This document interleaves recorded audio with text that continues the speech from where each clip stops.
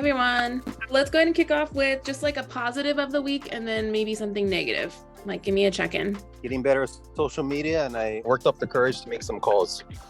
Good. Any negative? Yeah, it was all good one day, but I haven't done it again.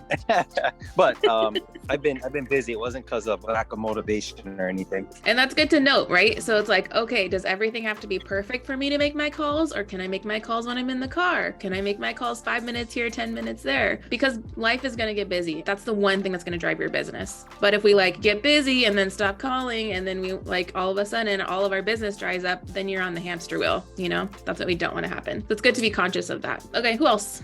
Positive and a negative. I'm starting to get in the groove a little bit as far as the whole MLS and everything. Okay. And then negative, I feel like I'm not where I want to be at yet as far as being an agent goes. And that's what we're going to work on today. So it's baby steps, and remembering that you're not going to be like an expert for like at least 6 months. So we're definitely learning and we're a sponge, but for you to get confidence and really be able to deliver something, there's a lot of skills you got to learn really fast. So it's going to be overwhelming for a little bit. So give yourself grace, and we'll try to plug you into like some of those money-making activities like showings, and you can sit open houses, and there's different ways for you to like bring in some hourly income too, like helping the stagers, right? Meantime, it's going to be a little bit of a dance until we get some consistent income. Yeah. Sam, give me a positive and negative. Positive, I mean, we closed on the one waterfront. That's my biggest positive. Negative is now we got the renovation. I mean, it's not really a negative, but I got a lot of work coming up with Kool-Aid on that one. So. Yep. Share with everybody how Kool-Aid came to you and what that process was like, and then what the future is looking like with her, just so they can kind of understand. So she came to me from my friend Tammy. For the longest time in the business that I've been in it, I didn't think like, oh, I'm going to get referrals or I'm going to have people fall in my lap. But in all honesty, I put in the work for like 2 months straight with nothing coming back. And then everybody fell on me one time. So I was really gracious to have her. She came from a friend. And then, in the beginning, I think she was just looking for someone to buy the property for her, just an agent to take over getting the escrow done. But after a while, she was like, I really want to keep you on and come help me. We can learn how to flip by doing the renovations with me. So it became like a bigger process. Am I nervous? Probably, but I'm excited because I've always wanted to dip my hands into there. But yeah, so far so good. I mean, I couldn't have asked for an easier escrow. It was all cash. I mean, we pray for those type of things. You know what I mean? Yeah. So very thankful. And that was your first cash deal? Yes. Okay. First cash deal. What are some of the things that you noticed were significantly different from a regular deal, or was there any? Well, you don't have to negotiate too much because it's all cash. Yeah, so cash is king because there's no lender involved whatsoever. It's literally like a bank statement loan. There's no appraisal. There's no conditional loan approval. There's no final loan approval. Like none of that happens. And so it's literally just you submit the offer, bank statement approval. The title company is going to make sure that they got the deposit, and then funds get wired at the end. Like that is it. It takes out so much of like the in-between emails and like negotiating on stuff. And like on a VA loan and a FHA loan, there's so many conditions you have to meet for the home to be qualified, but with cash, none of that applies. So it's really cool. And then Sam's opportunity with Kool-Aid is that she's an investor and she wants to do a lot of renovations, and she's going to teach him how to flip properties, which that is priceless. So it's an amazing client opportunity. Those people are out there, but again, you have to lead with value of like, why shouldn't this investor trust me, right? It's like mutual, kind of like that podcast yesterday that I shared. He was saying it should be absolutely mutual. And this is one case where Kool-Aid is a smart investor and she's willing to give back in order to get some too. It's not just a one-way street. I've worked with investors that have totally fried me, like having these sling offers, like 13 offers in 2 days, all like 100 to 200,000 under asking. And out the gate, like none of these are getting accepted. This is a complete waste of time. And then they don't give you anything else. They just take, run these analysis, give me these numbers, give me these comps. And you're like, bro, I'm going to work like 40 hours a week for you and get nothing. This is a complete waste of time. But I've learned that in the beginning, I was so desperate for business. I was like, yes, sir, I'll help you, right? But now I'm like, there's like an interview process I have to go through with investors. How many deals have you done? How consistently do you do deals? Who are the agents you normally work with? What's the splits you give them? How do you partner with them? Like there's a qualification, because if they tell me they've done one deal in the last 2 years, sorry, I don't have time for you. Like it really it has to be mutual, and like educating that investor. There's definitely like a bad pool of investors and then the good pool, but the good pool is smaller. So I think that's awesome, Sam. Good job. And that's closing number 4 for you? 5. 5. Woo! 5. Yeah. First one was that leasehold property that I sold when I was Williams. Yeah. Okay, cool. Yay, let's get it all the way up to 10 to 12 this year. Is there anything top of mind this morning before I kind of go into a rant and spiel? Like, what do you guys need answered today? Can I just say something though? Like, okay, so when they tell you like Sky clients will fall into your lap, it is fucking no joke. Like, they will fall in your lap, and it's weird because it's like you haven't even touched them because they're not even in your contacts. It's someone that just fell out of the sky. It was kind of like the angels of real estate saw that you were doing the work, and they're like, here, have this. You know what I mean? So it really does work. Like, I'm a huge believer in that. I gotta be more consistent with my work in order to get those. Yeah, well, it's all interconnected. So if everything is energy, right? Like, if we get a little woo-woo for a second, if everything is energy and we're consistently putting daily effort and action into building our business and growing ourselves personally and putting out that intention and visualization, and we're talking to people, it's just natural that your name's going to get out there more. It's just natural that people are going to see what you're doing, that you're active. And then before you know it, someone's been watching you for 6 months. Oh my gosh, my auntie just said they wanted to sell. I've been watching Marina a lot on social media, or whatever it is, or so-and-so's PCSing, and I've been paying attention to Marina's journey. That's exactly what happens. And they call you out of the blue. They're ready to get pre-approved. There's no objections. It's just like the dream client. And it does exist. It's happened multiple times. So just keep plugging on. That's the biggest encouragement. Maurice, what do you need? How you doing? Nope, I'm good. Just working on getting organized on my daily schedule, and I have ideas for content. I just gotta create it. I got stuff in my mind, so hopefully tomorrow I can actually get some stuff created, put it out next week. It's a little bit of a challenge right now because my son doesn't have school. So as I'm home, he's home, and it's like, I'm bored. So I'm sure you know. But he goes to summer school pretty soon. So other than that, just managing my time, no questions. I know what I have to do. Does your son have any friends that he could do like play dates or like sleepovers with yet? We are his friends. Oh, okay. So my son doesn't go anywhere, do anything. He's a real homebody. He'd rather be with us. So watch TV and play Minecraft. That's it. Maybe, Dad, this is the summer that we read. So my kids do this reading challenge at the library every year. And so that's a great way to like force them to read 30 minutes a day. And then we have to go to the library. We have to renew books. And it's just like, you don't get screen time until you read. That's always been our standing rule. So maybe you can start doing that. That's always good. You can go work while he's browsing the library. Like, you can go together. Hey, we're going to be here for 1 hour. Go entertain yourself. There's comic books, there's manga, like whatever, like find what you're into. Ask the librarian for help. I'll be over here on my computer, you just got to get a little bit creative. Okay, so the theme this week that I've been feeling is just like that real estate's a math equation. And I think we all know this, but it really helps to see the numbers and like get clear on what is the goal. It's not just to be busy or just to call. There's actually a number that we need to meet every day, every week, every month, every year to make the money that we want. Yes, your skill set's going to improve your numbers, and the amount of content you post is going to improve those numbers.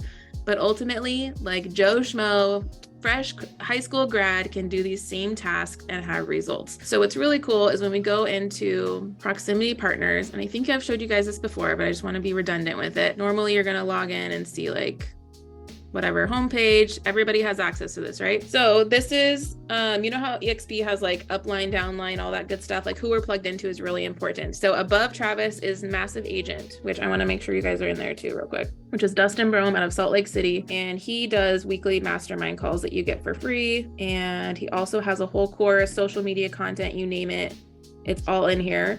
But if we go back to Proximity is above Dustin, and Proximity is ran by Clayton Getz out of Virginia. He has a team of, I don't even know, a couple hundred agents, and now has multiple affiliate businesses. His EXP organization alone is over 1,000 people, and he makes about, I think, like 6 figures a month just on rev share. So it's incredible. And that's just from agents producing their normal sales, right? Just like how Travis probably makes about 7,000 a month just from collab. And so that's just an amazing thing that we get to tap into his business. His sales team alone sells about 400 homes a year. And so they run a really tight ship. They have a ton of training materials. So if you go to guides on Facebook, you're going to see like they have all their onboarding stuff, just like we have in Trello. It's like their version in Facebook, but really important is track. So the biggest thing I want to do is the Scripts Simplified book, which is their whole booklet. It's going to download, and you've got 38 pages of legit scripts, which is awesome. So this is one thing I recommend everybody print out at Office Max. I usually have them spiral bound it so it's easy for me to turn and take around with me. But if there's anything that someone were to give you an objection, or you're going to an open house like me and Maurice today, you could be studying these scripts. So let's go down to page 11. This is exactly what to memorize so that you can say it confidently. How do you pre-qualify the guests? How do you ask if they're working with an agent? How do you get the appointment set if they're not working with an agent? All of this is super important, and it's just stuff, not that I've memorized it word for word, but I definitely have a sense of it now that I've just been able to like look at it. Okay, that's what I need to say, and then repurpose it in my own words. But I would say in the beginning, you guys should spend at least 30 minutes a day just reading these, practicing these. If you want to like master that skill that week, go challenge yourself and really like put them to the test, you know? So that's big. So this is the entire 12 weeks workbook, which is 133 pages. So it's way too much to print out, but I believe you can get it on Amazon if you're a physical type of person. There you go. So it's $30 if you wanted to order it. I had it before. I think Jamie Fulao took my copy, but it's really good just if you like, again, to have all of this stuff in your hands. So it helps you with schedule, all those good things. Okay, so this is it, page 13. Okay, so this is how much money you want to net, like how to find out your financial goals, right? Literally, it just takes you through, okay, cost of sales, right? So your brokerage split, your buyer's agent split, if you have a TC, all of that stuff. How much expenses are you going to have every year? Blah, blah, blah, blah, blah. That's going to come out to your net profit at the end of the year. So I run my business at about 50%, meaning if I make 200,000 in commissions, I usually keep about 100,000. Does that make sense? Because I'm investing back into my business. I have overhead cost. I pay some contractors to do stuff for me. Like that's kind of how I'm running right now. But for some of you guys, it doesn't have to be that much. So if I want to make 200,000 gross, how much of that is listings and how much of that is going to be buyers, right? This equation, if you go through it on the training, he's going to say if 75% conversion of listings actually sell, so that's assuming 25% of them either withdraw or they expire or whatever, 75% conversion, which I have 100%. So it's just up to you and your business and like the market, I think. Then you're going to know your listing appointments, how many you're going to need, right? Listings taken divided by a 50% conversion of listing appointments. So if he's saying 12 listings are actually booked, divided by half, that means you had to have 24 listing appointments needed to make the 12 listings. That makes sense? Now we're going to try to figure out, well, how many calls do I have to make to get 24 listing appointments, right? And just reverse engineer it over and over and over. And they walk you through this, which is down here. So if I need listing appointments every week, and if I need buyer appointments every week, how many annual appointments do I need for the year to make that, divided by 48 work weeks? And that's going to give you how many appointments you need a week. And I know it's hard to like understand because I'm not showing you visually, but the training will walk you through specific examples. And then out of my database, right? So do I have enough people in my database? How many people do I have right now that's going to actually give me conversions, right? So the 20-to-1 ratio is what he has, or like 5% return on a warm database, not including cold. So this is people you're actively talking to, they're responsive, right? If your closed unit goal divided by 0.5%, meaning if you wanted to close a total of 24 units in a year, so that's 12 listings and 12 buyers, you divide that by 0.5%. That means you need 480 warm clients in your database. That's a lot of people in a year, right? And so it really helps you like visualize, okay, if I'm doing 480 warm contacts, how many cold people do I need to bring in to bring them to warm status, right? So then this is the marketing section. So the 50-to-1 ratio, or a 0.2% return on the cold. Really, I think sometimes it's 0.1%. Meaning if we're getting pay-per-click ads or Zillow leads sometimes, or just someone clicking on a whatever on your website that pops into a search, it's really about a 1% conversion, but let's just use 0.2 for now. So the math equation is you have 24 total closed units is your goal.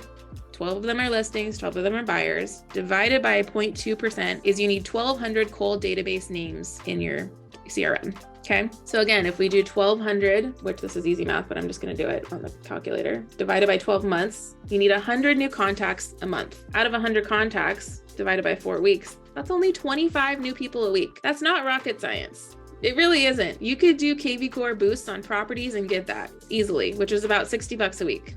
You know, and it's just a matter of converting them and turning them into a real client. Another thing to think about is if your conversion is better on your marketing, like let's say for my business, social media is 100% conversion when they reach out. It's not like they're going to be in my system for 2 years and then finally do it. It's like by the time they reach out, they want to be pre-approved the next week and we're in contract the next week after that. It's very fast. So it's just knowing your numbers, and you're not going to know your numbers unless you're tracking your data and you're keeping tally marks in your notebook, and maybe you're starting an Excel spreadsheet or something, but otherwise it's a shot in the dark and you're throwing shit at the wall and you're like, well, I hope this works. And then 6 months go by and we haven't closed anything, and it's because we've only talked to 30 people.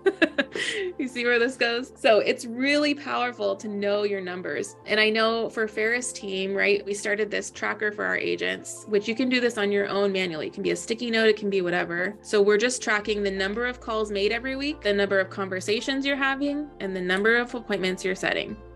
That's it. That's not too hard. That doesn't hurt my brain, right?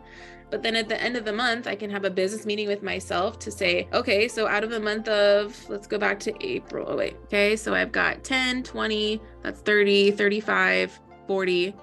I talked to 40 people, and I wasn't doing any outbounds. This was just people calling me, or like someone popped in, and so I called them. 40 people. And then I had 10, 20, 23, 28 conversations. And out of that, I had 5, 6, 7, 8, 9 appointments set. Whoops. What just happened? Okay, does that make sense? So 9 appointments set in a month. And then I think I opened 2 escrows out of this lump in April, not including the ones that were already in escrow or talking to me. So it's not that you have to have 500 conversations and you have to call 100 people a day. Can you call 25 people a week or bring in 25 people to your database? Absolutely. If you're sitting 2 open houses, especially Friday, Saturday, or Sunday, you should at least be getting 10 right there, ideally. Especially if it's a fresh, hot listing and it's like never been shown before. Maurice, the one we're gonna do today, it's only had 1 open house. That was yesterday, which was a Thursday. So it wasn't even like prime time. Today's gonna be better. And then Christy's sitting Saturday, Sunday. So we can't do those. But we can definitely capitalize on it. I guarantee you she did not do any canvassing on the neighbors. So I'm gonna print out door hangers and we're gonna hit up the whole building before we go, get all the neighbors in. Let's get those homeowners information. We're gonna do evaluations for them. They just made 1 year owning there. So a lot of them aren't gonna sell because of capital gains, right? For capital gains tax, ideally you wanna own a home for 2 years before you sell. However, they could turn it into a rental and then buy the next one, like my story with my VA loan. They could also just wait a year and then we have them on our drip for the pipeline next year and be constantly every 3 months. Hey, now like here's the new value. Look at what just sold in Ho'opili. There's so much value we can give just to that building. And so that's going to be our focus. But you're starting to see how like, yes, it seems like this big crazy number, like, oh my God, I need 1,200 people in my database every year. That's scary, but 25 a week is absolutely doable. And then when you go on vacation and we don't do anything, we got to play catch up.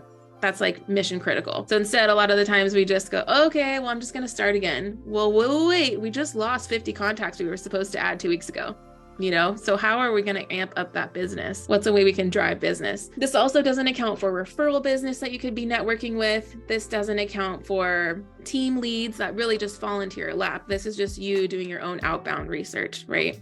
So if we wanted to sell 50 homes, you just do that math equation for 50 homes. Then you really start to see, okay, baby steps. Is my goal really realistic? Or can I step it up a little bit? Because you could bring it down. What if I only want to talk to 10 people a week?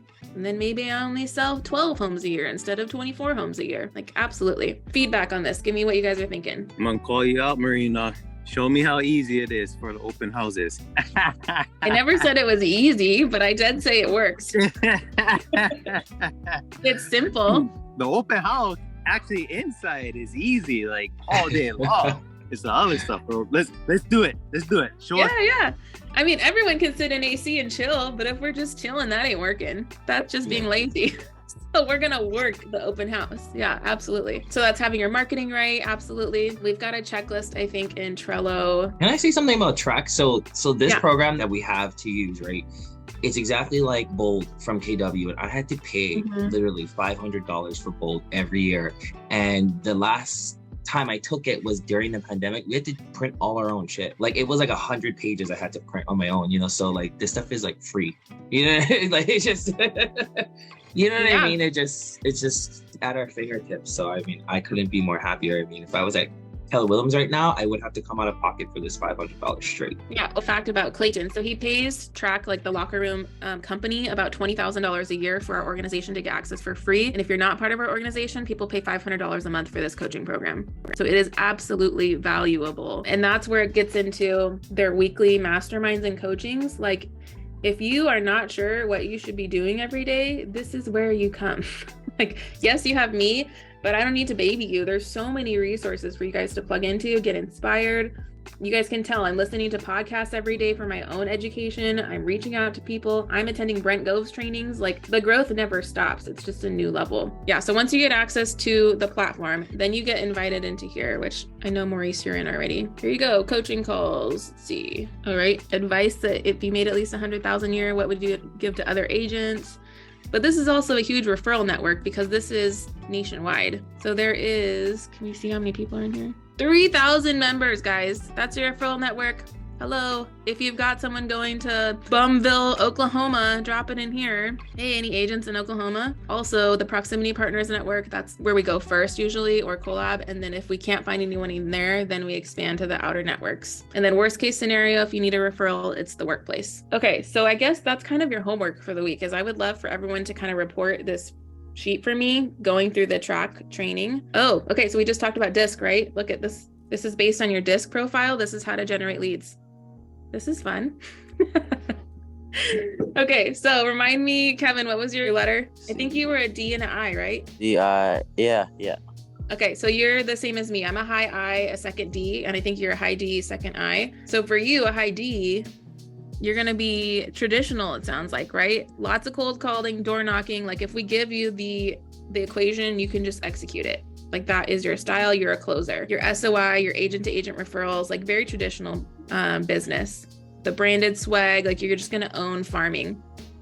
On the I side, which is more me, that's networking, that's client appreciation, social media, open houses. It's really being face to face with people. The networking, like I'm like the Chatty Cathy, that's me. Maurice, you were steadiness or compliance? I forget what it was. I would have to check. I know you were an S or a C. Let's just run through here. If you're a steadiness type of person, the seminars. Okay, so that's interesting. If you wanted to host a weekly first-time home buyer seminar or a second-time home buyer seminar or listing seminars, like that's what used to work in like 2010 to 2019. Like, people would just do that. They knew it. You can put it on Eventbrite, put it on Craigslist, put it on Facebook. People will show up. That's just part of your business. Social media groups and the DMs. That's a good one for these people. New home construction is a good one. Pop by ideas. I don't think I was an S because I don't do seminars and social media. You're not a car wrap advertising type of person. Okay, so compliance, right? Compliance means SEO and ClickFunnels. You want to work while you sleep. You want your business to work for you. One-on-one, coffee, lunch, gathering cards from tack boards at the gym. Okay, so if everyone has a business card on the board, you should be talking to those people and putting your own card there. SOI, open houses, handwritten notes for marketing. Again, it's swag, online testimonials, direct mailers. So not so much the face of the party like me. You're very much behind the scenes, one-on-one. That's your sweet spot. Sit down with Maurice, you close them, right? But trying to talk to 1,000 people at once, we're going to shut down. That's great. So it's knowing your strong points, right? And so if you have this, you can automatically be like, oh yeah, I am freaking good at that one thing. Maybe I should do more of this. Or I love volunteering. I just sent Sam, the Humane Society opened in Ho'opili. Start volunteering. Go play with puppies every week and meet people, you know? It's right here in our community. The people coming are going to be Ho'opili residents. It's just win-win-win. You get to have fun. You get to do something that's not real estate related, but you're expanding your network. I love this because it makes it tangible for me. Instead of like being like, well, so-and-so said I should do this and so-and-so said I should do this. It's like, based on your personality style, actually, this is what's going to work best for you and you're going to have the most fun. Okay, this one is for just how to create your list, right? If you haven't done your 100 people yet, that's always like step number 1 in real estate, Kevin. So ideally, you get your license and your first homework is going to be to call or text or email 100 people in your network to let them know that you have this new career. So how do you come up with that list, right? And this is going to be your core relationships. So 5 people that you determine wealth for. Maybe that's someone that you're providing income for, or your parents or whatever. 5 people that you love. That's usually family or spouses. 5 mentors or role models in your past. 25 allied resources. So that's like, I don't know, do you have people in your life that really help provide resources to your life? Do you have that one coworker from 5 years ago that still helps you with things every now and then? Is your high school classmate or your high school teacher or whatever still a big part of your life? Those are people we want to circle back with because they're going to want to see you win. Like really, this first initial list This is 5, 10, 20, 25. This is 50 people on this page. It's going to be people that already know you, like you, trust you. And we're not asking them for business. We're just saying, hey, I started this new thing. Aren't you so happy for me? That's really what it's for. Okay, so this is just more business stuff. Keeping in mind, you guys are not just realtors, you are a business owner now. So we do need to learn how to be an entrepreneur, how to manage our finances so that we are not break even or in debt at the end of the year when taxes come around, right? This is always good, helpful stuff. I'm always happy to help go through that with you guys if you need it. Yep, so this is just, again, another breakdown of the numbers. What's your annual goal? I want to sell 200,000 in commissions. How am I going to do that? And then this is what I have to do every single week to make that happen. Super, super simplified, just so that you're clear every week. And honestly, it helps to go through this, I feel like every 6 months, because the market changes and you kind of change. And it's like, are we still on track? Is that still a goal we want to hit? Or do we feel like we should revisit this again? Okay, so you guys can keep going through all that stuff on your own. But that's the big point I wanted to make today. And then I was listening to a podcast this morning with the Harders, Chris and Lori Harder. They're great. They're very successful multimillionaire entrepreneurs who help coach and train other entrepreneurs in businesses making at least $500,000 a year. So I learn a lot from them. I feel like they're like the level up where it's not your average person. These are high income earners that they coach. But she was saying even her, so Lori started in fitness and MLM. Like, I don't know what the MLM company was that she did, but she had like 250,000 in her email newsletter list from signing up over the years. So she was doing a lot of PR. She's very much like the face of the brand. And then she started personal development and doing business coaching and just automatically assumed, okay, I have 250,000 people over here. I'm just going to transfer them in and opt them into my new business and everyone's going to come. No. That's not how it works. And so even with the 250,000 here, it wasn't to say 100,000 are going to buy all of our products. It's a conversion number. Just business in general, like marketing in general, has numbers associated with it. So she knew on average, like, and they were just saying hypothetically, 20% is your click rate on a newsletter, meaning people are going to actually open the email and click on something. And out of the 20%, only 5 to 1% are going to buy something. So that's when you start to realize, like, okay, if I'm talking to 1,000 Instagram followers every day, that's like the wide audience, right? But out of that audience, how many are actual genuine, like warm leads? And then out of those, who's actually going to buy something or sell something? It's a very, very small number. And then when you start to think about the freaking algorithm on every app, how it really is disadvantageous to us, it doesn't matter how much content you post because 99% of the people are not going to see it when you think of it that way. So when you think that you're posting to all 300 of your followers and it feels like this big scary thing, the reality is 20 people are going to like it. That's it. So what's holding us back from posting 5 times a day? No one else is going to see it except us, you know, but we have all these like fears and things of like, oh, they're going to think I'm crazy or I'm pushing this or like it's too much. No one's seeing it. They're popping onto Instagram at different times of day. A lot of people don't even check Instagram every day. They check it maybe on the weekend. So just got to be consistent. That's like the biggest takeaway. And then do you guys know how to use Instagram analytics? Screen mirror to my Are you guys under a creator account with Instagram? Oh yeah, that's step number 1. Yeah, creator account will definitely it'll allow you to view insights on your posts, see how many accounts you've reached during the day, how many people liked your stuff or viewed it or actually watched it, and then you can see like how many people showed up on there. And it's just interesting, and then how many accounts you've reached outside of your network and stuff like that too. So it's pretty cool. I'm sharing my Instagram. Okay, so then you're gonna go professional dashboard, account insights, see all. Let's do last 90 days, update. So my account has reached 47.9 more accounts compared to December to March. That's cool. It's engaged with 770 people. And I've gained 0.6% followers. Out of the content that I shared, Waikai is the top hit. I click on that one. It's gotten 3,000 plays, 76 likes, 12 comments, and 43 shares. That's huge. 2 saves. Shares is critical, guys. That's literally someone referring you to their friend. That is awesome. Out of the algorithm, only 1,000 of these are actually my followers. 2,000 views came from either the Reels suggestions or somehow the algorithm like popped it up to someone who wasn't following me, which is pretty cool. So this video, which is about a minute, has been played 7 hours and 42 minutes. That's insane. I could boost this post. So if you guys ever want to experiment with ads, you can boost or like create an ad from it, which is going to show as sponsored, but it pops up in stories every now and then, for as little as $5 a day. So if this was something that was cranking and I was like, ooh, I should take care of this, like make it go viral or something, which it's probably not going to go viral, but what if I got 3,000 plays up to 20,000 plays? What would that do, right? So you can kind of just go through all of your content to see what's performing, why is it performing this way, how did it happen, right? So this one's interesting.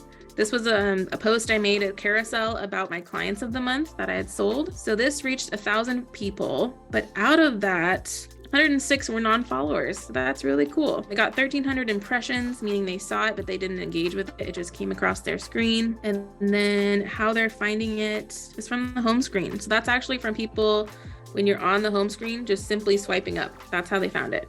Very interesting. Once you start to create consistent content, then you can start to look at the content. Well, what's working, what's not working? Keep doing more of what's working and ditch everything else. But you won't know until you start to build that library of what's working. So everyone should be on a race to create 60 pieces of content in the next 30 days. Who's gonna do it? You said 60 pieces? Yes.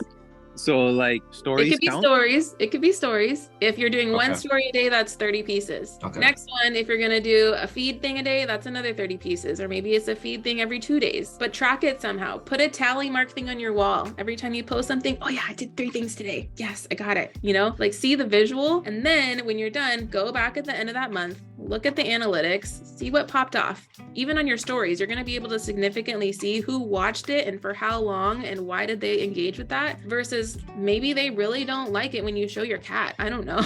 Versus they really love your gym stuff, Maurice. Like you're going to notice. I notice when I talk to my camera, people stay really engaged. But if I just like repost stuff and reshare stuff, it's really low engagement. But I still do a little bit of all of it just because I enjoy it. But at least you'll know like, okay, dude, if my sales are like slumping right now, what can I do to re-engage? Oh yeah, my analytics said people loved Waikai. I'm going to share more Waikai right now. Like that's what you can do. Can they get analytics without doing a creator account? Mm-mm. I think it's business or creator. Yeah, don't pick business, guys, because they won't let you post funky things to your stuff because of like copyright stuff or things like that. So just the most important is the music. Your music is a business profile. You only get the copyrighted music, which is like nothing that's trending. So you guys feel inspired? You feel pumped up? There's a lot of stuff to do. Okay, guys, I'm gonna pop off.